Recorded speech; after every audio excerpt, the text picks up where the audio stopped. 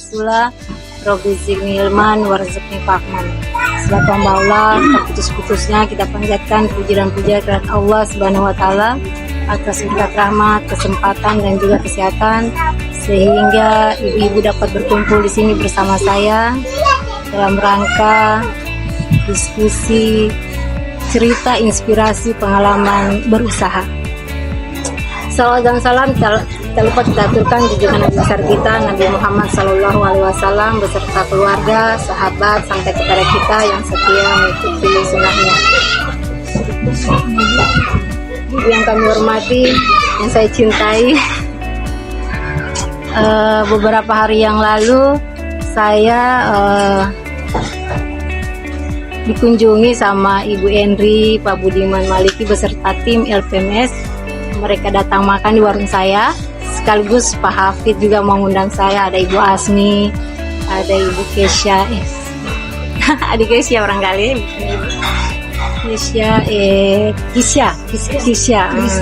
Kisya. Perkenalkan, nama saya Nanin Fitria Tatuo. Anak saya 2 orang. Saya bersama suami ada di sebelah sana orang. Iya, bersama bapak-bapak. Anak saya 2 orang.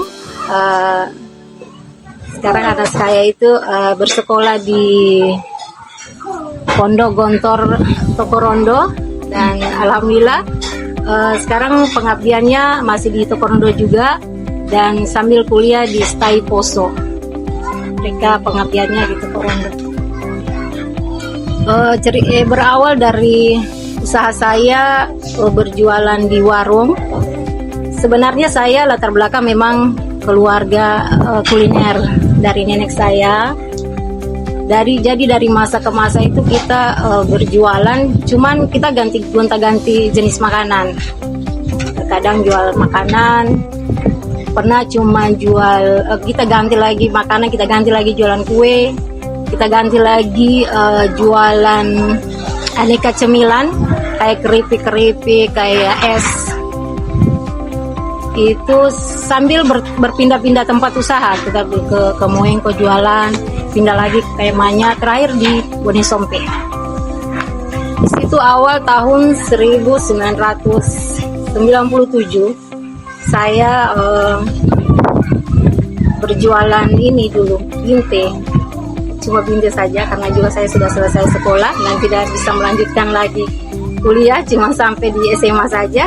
Jadi jualan binte selama setahun. Ada tempat di depan rumah saya itu, ukuran warungnya kecil, cuma 3x4 luasnya.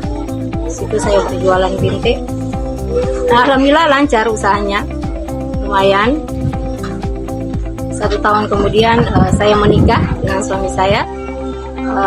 Di situ saya dan suami menambah menu. Kami menambah nasi kuning dulu, tambah menu nasi kuning. Alhamdulillah lancar. Terus tambah lagi nasi putih, lancar. Hingga saya tahun 2000 itu saya dapat anak 1. Tapi disitulah tahun 2000 itu kerusuhan Poso. Iya, di situ kerusuhan Poso, disitulah titik terendah saya dalam berusaha. Emang dari nol. Kita tidak ada modal hanya untuk mau pakai untuk bertahan hidup saja. Kita mau jualan juga, siapa yang mau beli? Nggak ada juga yang mau beli. Sementara ya. Tapi disyukuri saja ya pastinya, dan apa saja yang mau ini mungkin buat kue saja jualan hingga sampai tahun 2002. Tahun 2002 akhirnya suami saya itu dia sampai jadi tukang ojek, tukang pasir, pernah ngider-ngider usaha itu kue-kue itu orang tua saya yang buat, saya berarti suami saya yang ngider-ngider dari satu tempat ke tempat yang lain. Sampai tahun 2002 beliau, suami saya itu dapat pekerjaan tetap, alhamdulillah, jadi satpam, alhamdulillah. Kemudian saya itu karena sudah dapat pekerjaan tetap suami saya coba untuk kumpul-kumpul lagi modal sedikit demi sedikit sampai tahun 2006 baru saya perbaiki lagi warung saya tambah lagi, kan saya sudah pemodal, karena memang jualan itu warung ini memang modalnya itu besar, dia harus besar untuk tahap awal-awal, karena kita mau kumpul lagi pelanggan-pelanggan itu bermodal terus orang bilang. Ya alhamdulillah tahun 2006 kita sudah jualan lagi seperti biasa, kemudian tambah-tambah menu juga lagi, mungkin ada yang pesan mie instan, ya kita jualan itu hingga sampai pas COVID. Di COVID itu tahun 2019 itu penjualan saya itu sepertiga daripada biasanya, tidak sampai setengah. Untuk disisikan saya tidak bisa.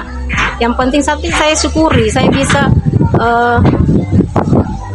makan hari itu, besok habis hari ini kita cari lagi besok. Saya berprinsip begitu, biarlah habis hari ini, nanti besok kita cari lagi. Yang penting kita bisa makan. Tapi kalau untuk menabung, kalau untuk disisihkan, hampir-hampir tidak bisa, karena pendapatannya cuma sepertiga daripada biasanya. Sementara kita kan usaha keluarga, ada untuk keluarga juga dibagi-bagi hasilnya. Kita bukan bilang gaji ya, bagi hasil barangkali. Ya, tahun 2000 itu COVID, tapi alhamdulillah karena mungkin seiring waktu 1 tahun COVID, anak-anak saya karena ada di Gontor, mereka kan di karantina, mereka juga alhamdulillah ada rezeki anak soleh, mereka dan teman-teman mereka sering pesan-pesan makanan. Ya kita walaupun kita memang mengeluarkan bensin sih, tapi kita sisihkan bensin, keluarkan 50, ambil untung sedikit, ya kita antar ke sana ke toko Rondo. Alhamdulillah ada rezeki. Alhamdulillah rezeki itu ada saja. Terus sampai saat ini ya itu cuma untuk bertahan di COVID itu, saya membuka diri barangkali apa saja keinginan pembeli saya layani. Saya tidak mau bilang yang tadinya cuma menu binte, nasi putih, nasi kuning, karena untuk supaya ada lancar rezeki saya. Kan saya kebetulan jualannya depan Bank Mandiri. Di depan Bank Mandiri itu mereka kadang minta bikinkan tinituan, ya saya buat. Minta dibikinkan bakso, iya saya buat. Membikinkan serba rebus-rebusan, dabu-dabu, apa itu galapea. Pokoknya semua saya coba, asalkan ada yang untuk hari itu untuk bisa berputar dan saya punya rezeki di situ. Sampai ya COVID berlalu, alhamdulillah sudah mulai lancar kembali. Ya cuma itu ya, saya tidak saya tidak kalah bersaing juga dengan medsos juga sih. Ini kan orang serba canggih, semua serba ini kan posting-posting. Saya memang tidak posting juga, tapi cuma seperti sekilas saja, cuman siaran langsung terus lewat gitu. Karena mungkin saya tidak terlalu ada tenaga yang sebagai operator di situ. Tapi alhamdulillah sampai saat ini lancar saja usaha saya, walaupun ini tidak seperti yang dulu-dulu, tidak yang waktu sebelum kerusuhan itu lebih banyak sekali memang pendapatan situ. Dan juga saya berjualan itu cuma dari hari Senin sampai hari Jumat. Sabtu, Ahad saya libur, atau tanggal merah saya tutup. Kalaupun ada yang pesan di hari libur, tetap saya layani juga. Barangkali cuma itu saja ya, saya ini cerita sedikit dari saya. Saya tetap ikhlas, tetap semangat dalam berjualan. Insya Allah selalu memberikan rezeki sama saya dan keluarga saya. Itu saja. Wassalamualaikum warahmatullahi wabarakatuh. Saya kasih aplaus dulu.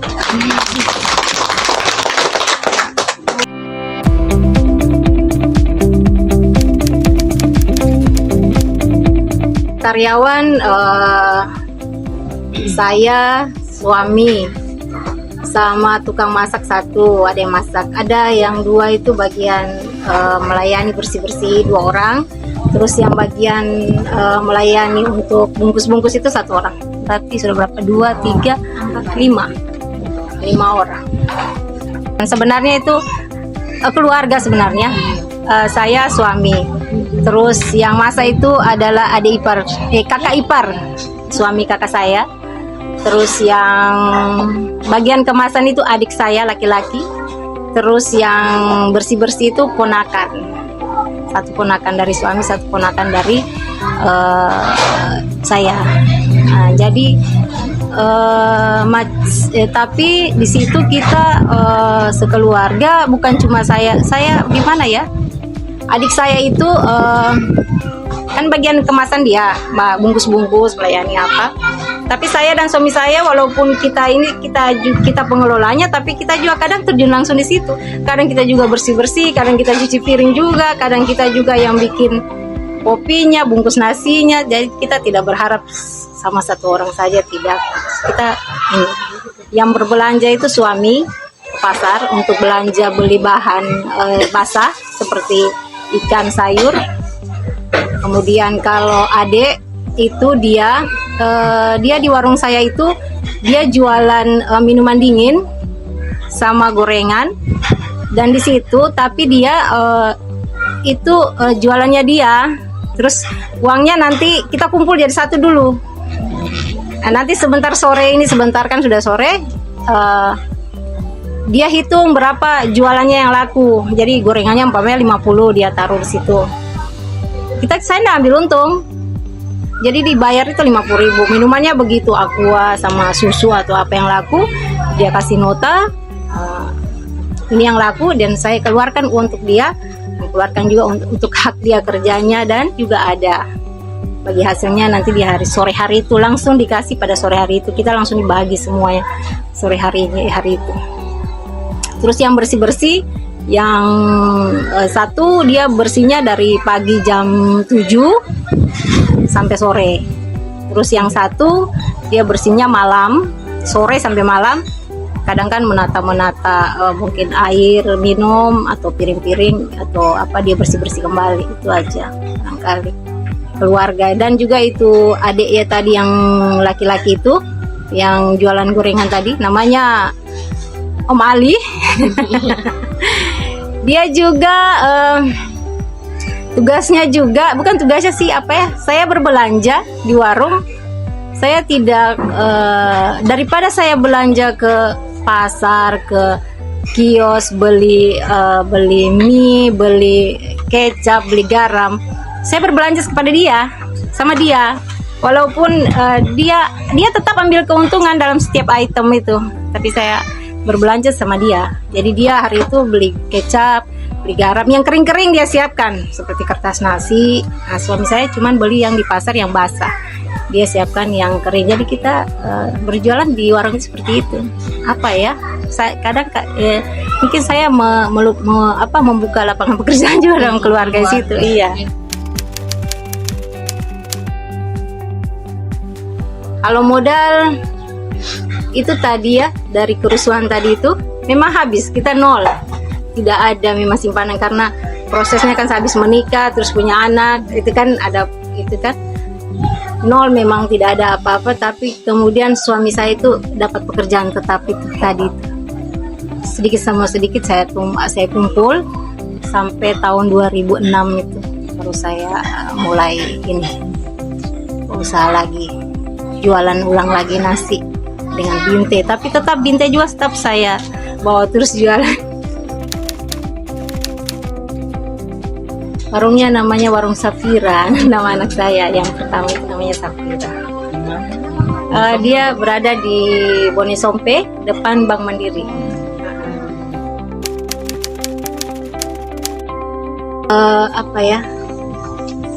Penjualan itu kan Ibu tidak sama. Hari ini kadang ada, besok tidak akan sama.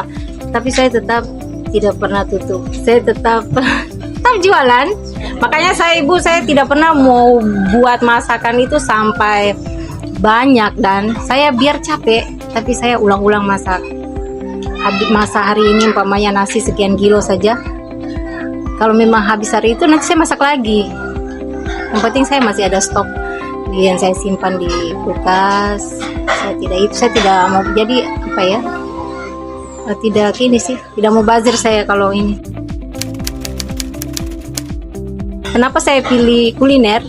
Karena saya berpikir satu kali masak, itu juga yang dimakan keluarga, itu juga yang saya pakai untuk ini Kalau gaji tiap bulan tidak. Kalau saya tidak gaji bulanan, jadi per hari. Jadi habis jualan, macam adik saya itu yang jualan minuman tadi, dia itu saya kasih dia 50.000 per hari. Terus yang tukang masak juga sama 50.000 per hari. Iya, itulah kenapa saya pilih kuliner, karena sudah masak satu kali makan situ juga kita ya, jadi kita satu kali kerja, karena sebenarnya saya sudah rasa semua ini kerja ini. Saya jualan dari jam 7 sampai jam 4 sore. Sabtu Minggu libur, tanggal merah juga libur. Kalaupun cuti bersama juga saya ikutan cuti bersama juga. Karena memang di daerah saya itu dulu sih rame sebelum kerusuhan, tapi karena pasca kerusuhan di situ sudah jadi kota sunyi. Jadi kalau tidak ada aktivitas, kota tua, tidak ada aktivitas kantor atau sekolah, agak sunyi di situ memang. Saya juga aktif di organisasi Aisyah Muhammadiyah, dan seperti Ibu Asmi tadi bilang, saya juga salah satu pengurus di Aisyah Kabupaten Poso, yaitu Majelis Ekonomi. Ya, saya juga jadi pengurus dilibatkan di Panti Asuhan Nyai Dahlan Aisyah. Itu juga saya berada. Ya, alhamdulillah, karena mungkin pertemanan dan kedekatan saya dengan Aisyah Muhammadiyah, terkadang Aisyah Muhammadiyah juga sering pesan makanan sama saya. Saya jarang untuk posting yang seperti kayak macam ada ya di terinci lagi postingnya. Saya paling cuman siaran langsung sekilas begitu saja. Pas orang makan sudah kita ya tidak. Tapi itu hanya 1-2 kali saja, tidak sering-sering. Karena saya bingung mau pegang HP atau mau masak. Pegang HP, nampak saya mau pesan orang makannya. Nanti pembeli jadi meraju pulang karena saya cuma bingung pegang HP. Saya tidak ada operator, jadi itu. Tapi saya tetap semangat kalau walaupun ini tidak eksis di medsos. Karena alhamdulillah saya karena sudah lama mungkin berjualan, saya sudah ada pelanggan yang sudah mengenal saya. Jadi mereka dan saya tetap mempertahankan rasa makanan saya. Jadi mereka mungkin tidak ragu-ragu untuk belanja sama saya, insya Allah. Kalau catering tidak sering, tapi kalaupun ada yang mau saya layani. Tapi tidak sering-sering ada. Tapi bisa kalau macam dilayani seperti itu.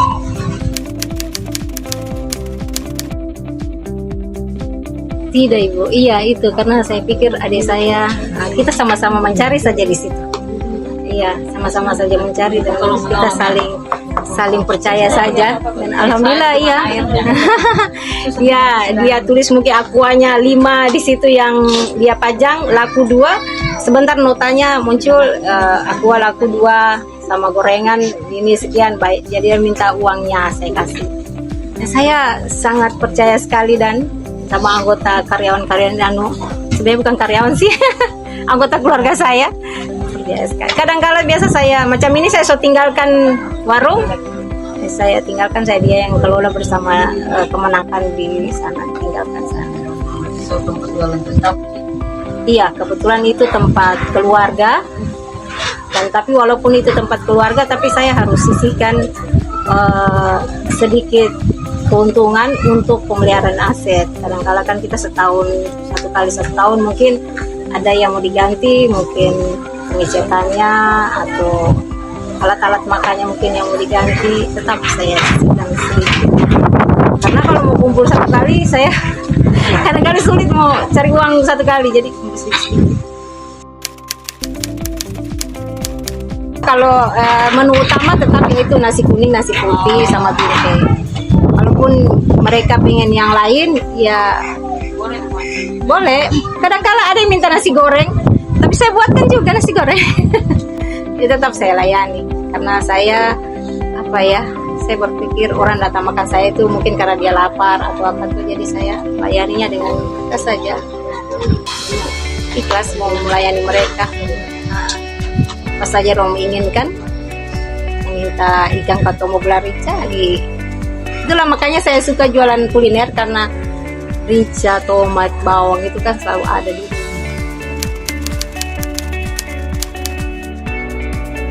Nah iya, itu juga yang barangkali yang saya sebenarnya lebih suka memilih bahan mentah itu yang ukurannya banyak sebenarnya, karena saya lebih untung sebenarnya. Saya beli per kilo rica itu, bawang per kilo. Biasa agar supaya kan lebih hemat, biasa macam rica besar itu saya beli per kilo, terus saya olah, saya langsung blender, saya masak, langsung saya simpan di kulkas. Jadi tinggal ngambil. Begitu juga bawang merah, bawang putih, pas satu kali kerja di blender satu kali tinggal ambil. Kuah serai begitu juga. Jadi tidak ini, tidak bagaimana caranya saya untuk apa ya, menghemat juga kalau dibeli seperti itu, menghemat tenaga iya, karena tidak sering-sering ngulek kerja juga. Kecuali bikin sambal dabu-dabu barangkali itu yang hari-hari kerjakan. Begitu juga kalau mau beli macam garam atau apa itu, saya lebih suka kemasan yang lebih besar karena disitu kan biasa harganya kan lebih agak miring-miring sedikit. Di situ barangkali saya dapat keuntungan lebih. Pernah saya cuma masak nasi itu cuman 2 kilo itu tidak habis. Ya Allah, saya ini mau masak habis dimakan sudah. Besok bagaimana lagi? Tapi pasti kalau kita berdoa pasti ada saja rezeki. Tadi saya ini mau kemari, dia undangan, terus anak saya tuh nelpon, dia bilang gini, Mak, gimana kabar? Oh iya mama mau ke ini Lape, dia bilang gini. Oh kalau mama mau ke Lape, pesan ya udang crispy. Ya alhamdulillah uang bensin. Maksudnya memang apa ya, bajual tapi satu kali arah juga kemari. Nah, sebentar ini saya langsung mau angkat sana di udang crispy-nya. Saya ada rezeki lagi di sana. Kadang dia promosikan ke teman-temannya, mama saya jualan ini. Kalau kamu mau pesan, nanti saya tinggal telepon. Kadang binte, kadang cintuan, kadang minta nasi uduk, ya bikin semua, dicoba semua. Cuma saya kalau macam hari ini umpamanya pendapatannya sedikit, saya syukuri, alhamdulillah, insya Allah besok saya ada rezeki lebih. Besok saya dapat rezeki lebih, tapi saya tidak terlalu ini lebihnya itu langsung saya mau belikan yang ini tidak. Saya tetap untuk usaha. Jadi kadang kalau dapat lebih, saya mungkin beli beras 1 karung karena lebihnya. Ya saya lebih baik ke stok barang saja supaya nanti. Jadi tidak stok barang, iya stok barang. Kadang saya beli beras, mungkin beli minyak banyak. Tapi maksudnya barangnya itu yang memang kebutuhan warung. Iya, kebutuhan warung saya beli ini. yang bisa bertahan lama seperti gula, mungkin teh.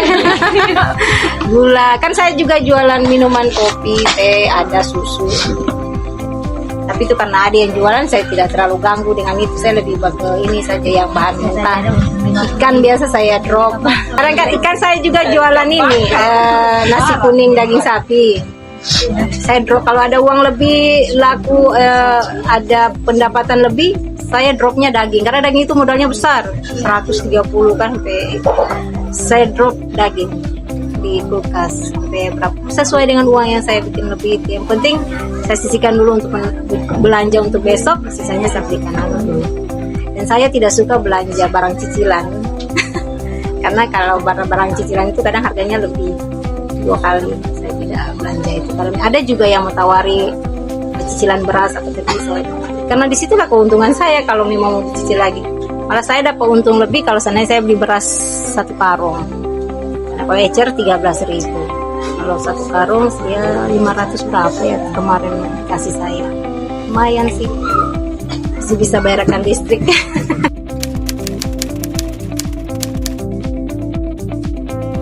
Di warung saya itu karena sekarang kan sudah canggih, ada pembayaran memakai online juga boleh. Dari Bank Mandiri itu kebetulan di Bank Mandiri depan ada pembayarannya itu ada 3 versi.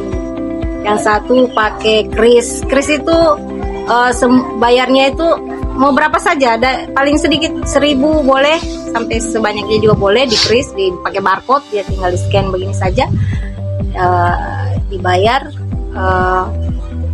Baru nanti dia jadi kalau bayarnya umpamanya siang ini, sebentar sore baru ditransfer ke rekening saya. Lebih bagus lagi sebenarnya. Jadi saya bisa lihat siap hari itu pendapatan saya berapa. Anak-anak bukan cuma anak-anak mandiri sih, karena sekarang rata-rata juga biasa orang kantor juga bayar pakai itu juga, scan barcode. Mau bayar sama saya, makan sama saya, mau bayar 2.000 boleh, tapi tidak potongan karena itu memang programnya pemerintah waktu zamannya COVID. Jadi waktu COVID kan itu ada waktu COVID karena anak-anak mandiri menghindari saya kontak langsung dengan uang dan tidak mau menerima uang tunai langsung. Jadi mereka kan masing-masing mengawasi diri sendiri-sendiri itu, jadi mereka pakai barcode. 97 Binte sampai 2023 ini. Saya memang asli Poso. Maksudnya dan orang tua perantau, nenek perantau, tapi orang tua sudah lahir di Poso. Yang saat ini nasi campur. Kalau saat ini nasi campur yang lebih ini sih. Ya, karena lebih banyak dimasak nasi campur daripada nasi kuning. Nasi kuning kan banyak kalau di sepanjang jalan kan kita biasa temui di pinggir-pinggir jalan kan. Iya, pagi sudah ada semua nasi putih sama nasi kuning. Binte juga sudah saya siapkan. Ada juga yang cari binte pagi hari, ada juga. Tapi itu makanan walaupun ada tukang masak di situ, tapi saya juga tidak juga kalau ada pekerjaan yang dia tidak sempat laksanakan, saya kerjakan juga. Jadi kalau dia tidak sempat bikin sambal nasi kuning, rica nasi kuning saya bikin. Selesai jam 6:30 sudah selesai. Dari jam 4 sampai 6:30 selesai semuanya.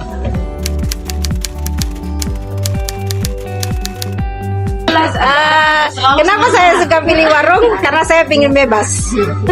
Iya, memang saya pingin bebas. Kenapa saya suka pilih kuliner? Saya pingin. Kenapa saya tidak mengerjakan karyawan? Saya pingin bebas. Saya tidak mau, dan saya gaji mereka per hari. Saya tidak mau gaji per bulan, karena kalau mau per bulan saya harus pusing otak, harus jualan setiap 30 hari kan. Kadang kan saya kalau memang saya pikir saya harus mau istirahat, saya istirahat untuk warung. Apa? Atau saya kapan ini barusan saya ikut ke Muktamar Muhammadiyah di Solo, saya pergi. Ya, kemudian saya ikut muswil di Luwuk, muswil Muhammadiyah juga, saya ikut lagi. Warung tutup. Kalau muswil kemarin tutup, waktu muktamar saja yang buka. Jadi juga budaya ibadah juga saya terapkan di warung saya supaya menjadi amanah kan.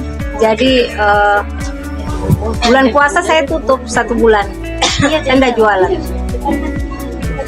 Jadi bagaimana supaya saya tidak jualan tapi saya bisa, dan di bulan puasa itu jadi setiap hari itu saya harus sisihkan gula barangkali setengah kilo, beras, semua untuk kebutuhan di bulan puasa itu saya sudah sisihkan. Jadi pas bulan puasa saya tidak berbelanja, fokus ibadah. Iya, aja fokus ibadah saja. Saya sudah siapkan gula, teh, supaya kebutuhan selama bulan. Kecuali saya mau beli ikan saja, dengan sayur itu saja yang saya beli. Nah, saya tidak jualan. Itu aja. Bulan puasa saya sampai 1 minggu sesudah puasa, sesudah lebaran kan masih libur juga saya jualan. Kadang 2 minggu. Kalau masih pesir-pesir, kasih bosan pesir-pesir baru jualan lagi. Saya kompak dengan suami dan keluarga. Jadi nyaman sih. Nyaman dengan suami juga. Kalau ada masalah keuangan, kita tidak ada yang ditutupi. berapa yang laku ya kita terusin pulang kita. Ya nggak ada sih yang di. Tapi kalau orang mau utang, Kalau mau utang ada juga yang mau utang dibikin nota. Jadi pada hari apa dia janji mau bayar ya kita tagih.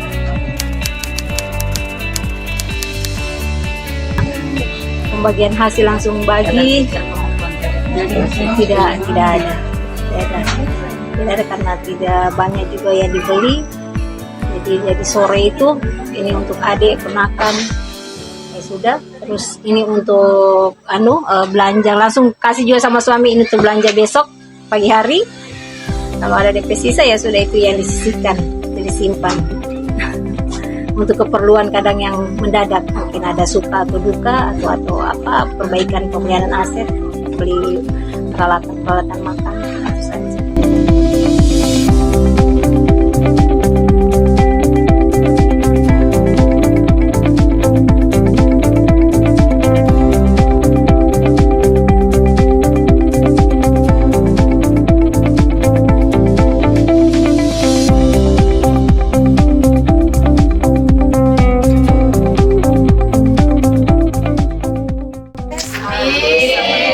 ekonomi keluarga.